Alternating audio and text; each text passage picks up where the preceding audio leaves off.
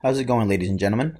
In this training video, I'm going to show you guys how I filter out my timeline to only show me posts with specific keywords that I'm looking for.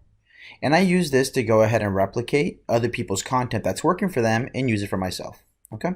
So the first thing you want to do is click on the Chrome extension. The very top line asks you what you want to look at.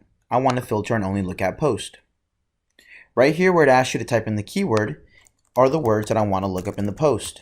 I only want to see words that have the posts that have the word credit in them.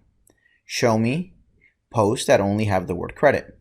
Right here, it'll give you a time frame. You can say anything that's been posted in less than 24 hours and older than 24 hours. Right now, we'll leave it blank. We'll click run. We'll let the software get to work. And shortly when we scroll down, it'll only start to show us posts with the word credit. And you'll see that we can use these type of posts to get ideas of content and headlines that we could be using to go ahead and get results for ourselves. So here it is. Moving forward, scrolling down, you'll see only posts with the word credit and they'll be highlighted. Okay? And then you can see if it's getting lots of engagement. That's something that you might want to use for yourself and replicate for your own services. Okay?